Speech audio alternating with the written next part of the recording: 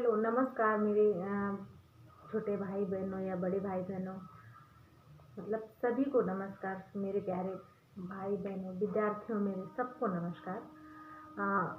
विद्यार्थियों, हमने पहले पढ़ा था, हमारी जो क्लास है इससे पहले वाली क्लास में हमने ग्रामीण विकास एवं समाज की क्लास में हमें योजनाएं पढ़ा था।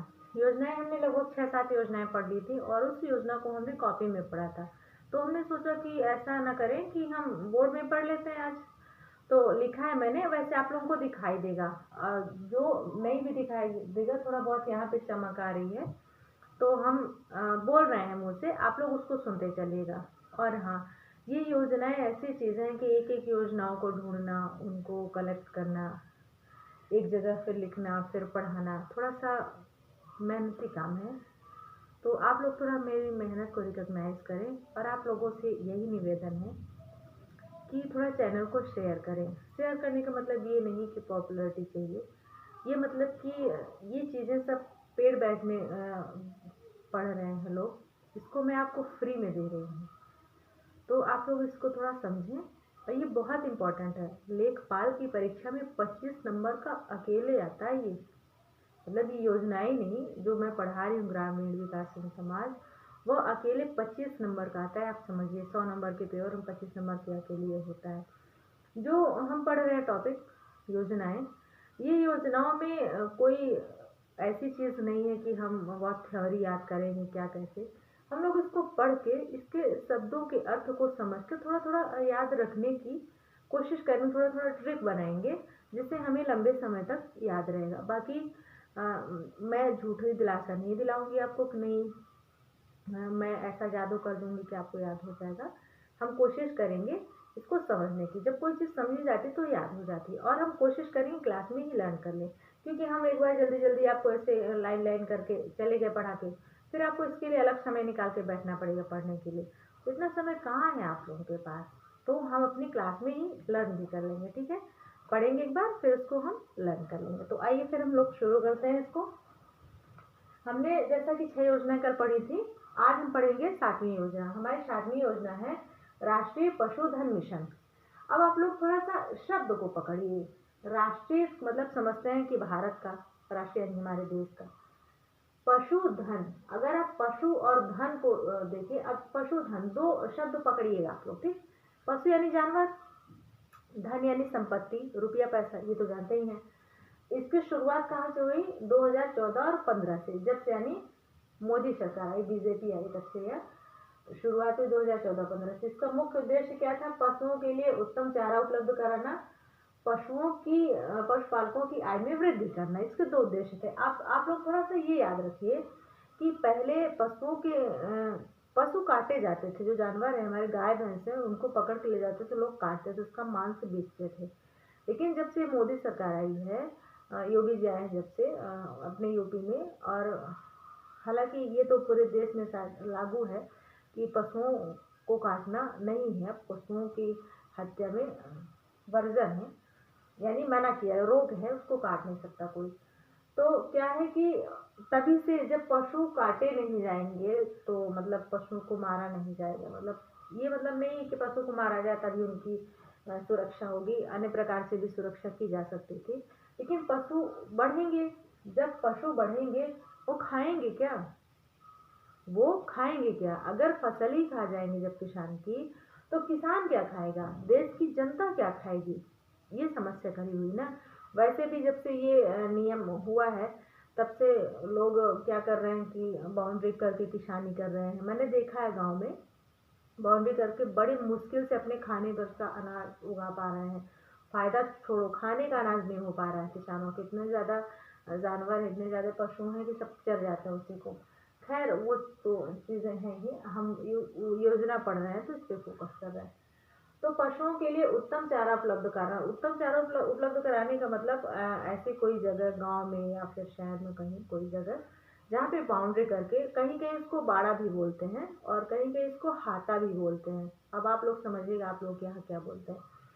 तो मतलब बाउंड्री करके वहीं पे सभी पशुओं को अंदर कर दिया जाता है और उनके लिए उत्तम चारे में उत्तम भोजन की व्यवस्था, जो वो खाते हैं चारा वारा, ये नहीं कि सारा गलत दे दो तो पशु भी बीमार हो जाए।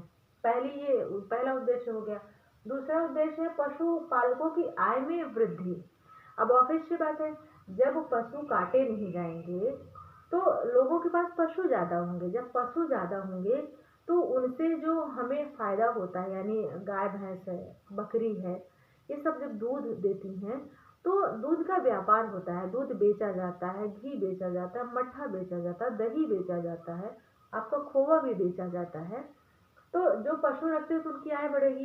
पहले क्या होता था कि कुछ लोग तो मतलब चोरी से पकड़ ले जाते थे पशु काटने के लिए, रात वक्त में आते थे किसी जहाँ पशु वशु बांधे रहते थे ना, तो मतलब ऐसे ही ट्रक में और ट्रैक्टर वगैरह में भैंस उसको तो बैठा के सुबह उठा, किसान बेचारा देखा उसके जहाँ पशु बांधा उसने उसको गाय ही नहीं, वहाँ पे भैंस ही नहीं, गाय को कम भैंस को ज़्यादा ले जाता, भैंस के अंदर ज़्यादा मांस होता है, आकार में शरीर से बड़ी होती है, ले जाते थे। और कुछ तो ऐसे चरने वरने जाती थी गाय भैंस तो ऐसे वहीं से गायब कर लेते थे, तो पशु ही नहीं रह जाते। तो अब जो जिनकी आजीविका ही पशु से चल रही है, दूध बेचने से चल रही है, घी बेचने से चल रही है, उनकी तो रोजी रोटी छिन गई ना। तो ये फायदा हुआ है जब से ये पशुधन मिशन आया है कि पशुपालकों के जो पशु हैं वो सुरक्षित रहते हैं। तो जब उनके पास रहते हैं तो क्या होता है कि वो अपना दूध का व्यापार कर लेते हैं, घी का व्यापार कर लेते हैं। ये दो उद्देश्य थे इसके। अब हमारी है अगली योजना। अगली योजना राष्ट्रीय गोकुल मिशन। राष्ट्रीय गोकुल मिशन, गोकुल मिशन वो गोकुल मथुरा वृंदावन गोकुल मत समझिएगा, ये राष्ट्रीय गोकुल मिशन है। इसकी शुरुआत हुई है 28 जुलाई 2014 से। 28 जुलाई 2014 से इसकी शुरुआत हुई है। जुलाई, गोकुल, जुलाई। तो आप लोग ये ला से ला पकड़िएगा, कोशिश करिएगा याद रखने की, ठीक। इसका उद्देश्य क्या था? दुग्ध उत्पादन एवं उत्पाद में वृद्धि करना, राष्ट्रीय पशु नस्लों का संरक्षण एवं संवर्धन। अब दुग्ध यानी दूध, उत्पादन एवं उत्पाद। अब बहुत से लोगों को तो उत्पादन और उत्पाद में ही अंतर नहीं पता है। दुग्ध उत्पादन यानी दूध का उत्पादन, ठीक। गाय भैंस होगी तो दूध आएगा। अब जो उत्पादन से जो सामान बना है, जो सामान उत्पादित हुआ है, जो उससे बनी वस्तुएं हैं, उसको उत्पाद कहते हैं। जैसे गाय भैंस से क्या मिला हमें? दूध, ठीक। उस दूध से क्या बना हमारा? खोवा या घी। तो दूध हमारा हो गया उत्पादन, और ये जो उत्पाद है तो खोवा, घी, मट्ठा, दही, ये सारी चीजें हमारी। जैसे दुग्ध उत्पादन से दुग्ध उत्पाद मिठाई भी होती है ना, मिठाई भी खोए से तो बनती है, तो वह हमारा क्या हो गया? उत्पाद। तो आई होप कि आप लोग उत्पादन और उत्पाद में अंतर समझ गए होंगे, नहीं? तो जब उत्पादन बढ़ेगा तो उत्पाद में तो ऑलरेडी वृद्धि होगी। अरे भाई जब दूध है तो आदमी मट्ठा बनाएगा, बेचेगा, घी बनाएगा, नहीं खोआ बनाएगा। ऐसा तो नहीं कि दूध है तो ऐसे गिरा देगा, बहा देगा, फालतू तो करेगा नहीं। तो उत्पाद में तो ऑलरेडी वृद्धि हो जाएगी। अब दूसरा उद्देश्य इसका है राष्ट्रीय पशु नस्लों का संरक्षण एवं संवर्धन। शुद्ध देसी भाषा में ये समझिए कि जो हमारी देसी गाय भैंसे हैं, मतलब जो विदेश से नस्ल नहीं आई हैं, जैसे ये जर्सी वगैरह है जो बहुत ज़्यादा दूध देती हैं, ये देसी नहीं हमारी, ये विदेशी है। इसका दूसरा उद्देश्य क्या है?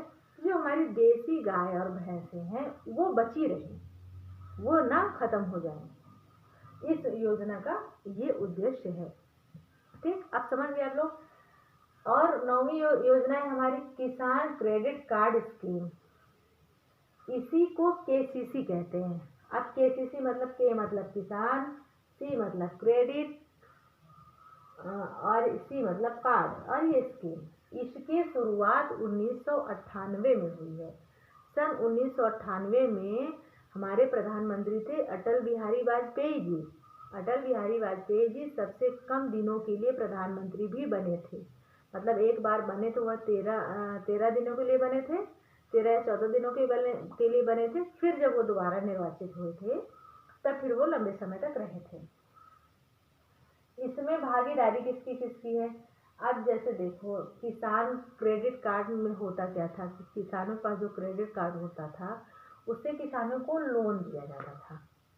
लोन जब दिया जाता था तो लोन अगर किसान एक उधार दिया जाता था, तो जब 1 साल के अंदर नहीं चुका पाते थे तो उसमें 4 वर्ष का ब्याज लगता था, 4% का ब्याज लगता था। यानी अगर आपने 100 रुपये लिया है तो आपको आप 1 साल बाद जब देंगे तो 104 रुपये देंगे। 1000 लिया है तो आप 1040 रुपये देंगे।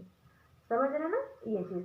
तो अब ये चीज़ कह रहा है कि इसमें भागीदारी, तो भागीदारी ऐसे लग रही है जैसे कहीं अलग से टूट के आ गई है, इसमें टूट के तो कहीं नहीं आई।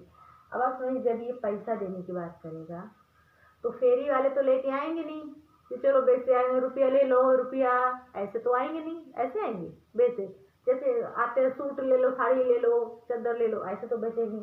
अरे रुपया देंगे तो भैया बैंक का ही तो देंगे। अब बैंक से देंगे तो क्या मुंबई से आरबीआई उठ के आएगी गाँवों में बांटने? गाँव में बांटने आरबीआई तो आएगी नहीं।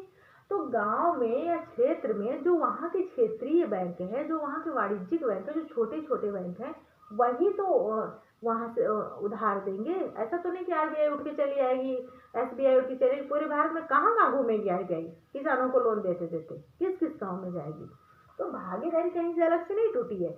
योजना आपने पढ़ी किसान क्रेडिट कार्ड योजना, अरे भाई जब रुपया दे रहे हैं तो कुछ ब्याज तो लेंगे ही, ठीक। और उसमें से बड़ी बात है कि रुपया बैंक से ही दिया जाएगा। अब इसमें कौन सा इतना बड़ा तोप है कि याद नहीं हो रहा है? थोड़ा कॉमन सेंस भी लगाइए। 10वीं योजना है हमारी नीली क्रांति मिशन। नीली क्रांति, आप लोगों ने क्रांति पढ़ी होगी जहाँ तक, तो अगर नहीं भी पढ़ी है तो इसमें आएगा क्रांति, हम आगे पढ़ाएंगे। अगर इसमें नहीं भी आएगा तो हम टोटल पूरी पूरी क्रांति एक दिन पढ़ा देंगे। तो नीली क्रांति आप लोगों ने देखा होगा कि मछली से संबंधित होती है, मछली झींगा मछली से संबंधित होती है। अब इसको याद करने का क्या तरीका है? इसको याद करने का ये तरीका है, एक गाना आपने सुना ना, आज ब्लू है पानी, आज ब्लू है पानी ना, पानी कैसा है? ब्लू। और मछली कहाँ रहती है? पानी में रहती है। तो नीले से याद रखिएगा, आज ब्लू है पानी पानी, तो आज मछली है, आज ब्लू है मछली मछली, ऐसे याद रखिएगा। तो नीली क्रांति है तो वह झींगा मछली से संबंधित है। इसकी शुरुआत हुई थी 22 दिसंबर 2015 से। कब से? 22 दिसंबर 2015 से, ठीक। इसका उद्देश्य क्या था? 2020 तक इस क्रांति के तहत उत्पादन में वृद्धि करना। कैसे उत्पादन में वृद्धि? मछली के उत्पादन में वृद्धि, मछली से संबंधित है तो मछली के उत्पादन में वृद्धि करने की बात कर रहे हैं, यानी ज़्यादा मछलियाँ पकड़ी जाए या उसी टाइप का वृद्धि। अब हमारी जो 11वीं योजना है, 11वीं योजना है यूपी चावल निर्यात प्रोत्साहन योजना। यूपी चावल निर्यात प्रोत्साहन, अब ये स्पेशली यूपी की बात आ गई ना, तो ये यूपी के लिए है स्पेशली। इसकी शुरुआत हुई है 13 दिसंबर 2017। अब हम आपको इसको याद करने की के लिए तरीका बताते हैं। तरीका इसका क्या है? चावल, ये चावल आपने देखा ना, चावल या धान एक खरीफ की फसल है। कैसी फसल है? खरीफ की फसल। आप जानते हैं ना कितनी फसलें होती हैं? खरीफ, रबी, जायद।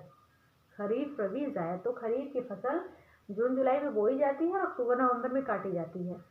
तो अब नवंबर में धान कट गई, ऐसा तो नहीं कि खेत से लेके आए तो बस चावल छील के निकाल के खा लेंगे, ऐसा तो करेंगे नहीं। धान को पहले सुखाएंगे, सुखाने के बाद उसको साफ करेंगे, साफ करने के बाद तब चक्की या मिल जहाँ भी ले जाना होगा वहाँ लेके जाएंगे।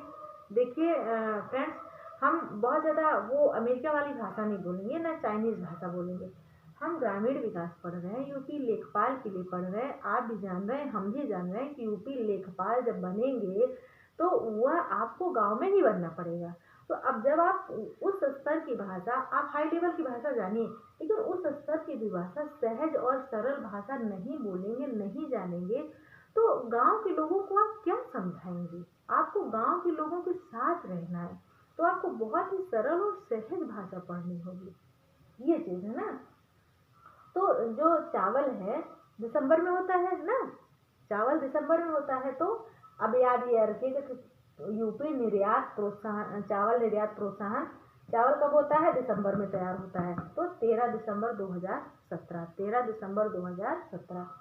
इसकी अवधि कितनी थी, यानी कितने समय के लिए यह योजना चालू की गई थी, शुरू की गई थी? तो इसकी अवधि थी 2017 से 22, यानी 5 साल। कहने का मतलब कि 13 दिसंबर 2017 से शुरू हुई है यह योजना और 22 दिसंबर 2022 तक चलेगी। 13 दिसंबर 2022 तक चलेगी, यानी जो 2022 चल रहा है हमारा, अभी फरवरी चल रही है।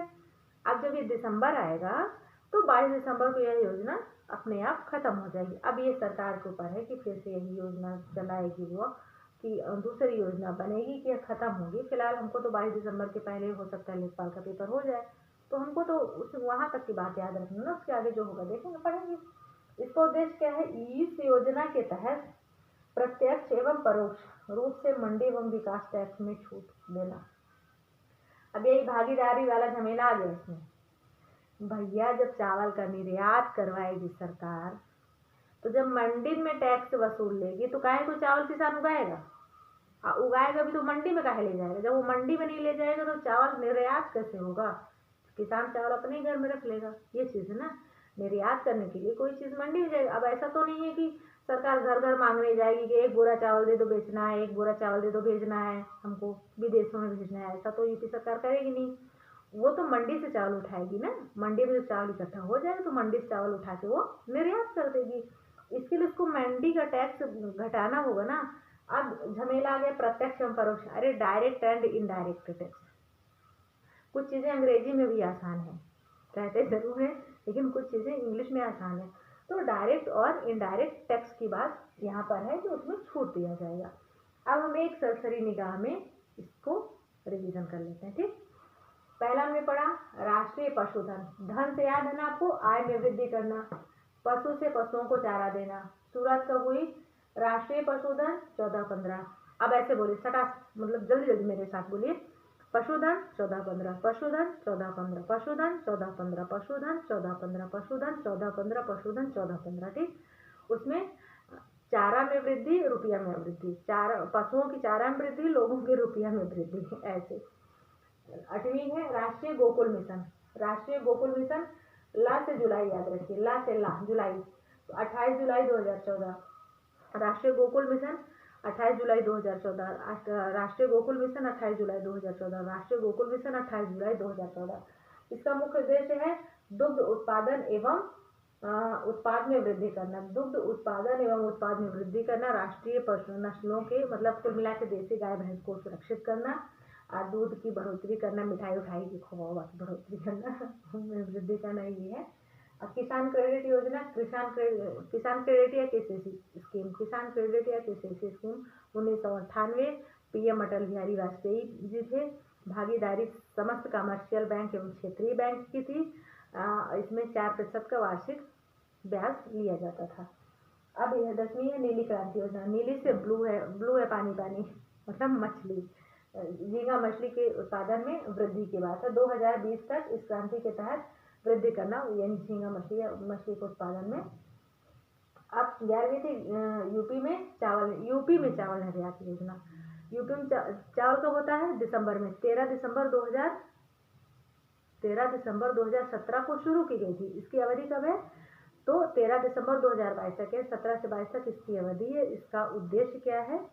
इसका उद्देश्य है जो मंडी है उसमें प्रत्यक्ष एवं परोक्ष यानी डायरेक्ट और इनडायरेक्ट टैक्स में छूट देना, ताकि लोग ज़्यादा चावल उगाए और ज़्यादा चावल इकट्ठा हो मंडी में, तो सरकार ज़्यादा चावल भेज के रुपया कमाए और पेट्रोल का दाम बढ़ाए। मतलब दोनों तरफ चूना लगा रही सरकार। खैर वो तो सरकार की बात है। तो स्टूडेंट्स हमने यहाँ तक पढ़ा। अब इसके आगे की योजना हम कल पढ़ लेंगे। तब तक के लिए आई होप कि आप लोगों को याद हो गया होगा। ऐसा तो है नहीं कि याद नहीं हो। अब कोशिश किया करिए कि वीडियो पूरा देखा करिए। अगर आप 2 बार इस वीडियो को देख लेंगे ना तो सच पूछिए एकदम आप लोगों को कंठस्थ ही याद हो जाएगा ये योजना।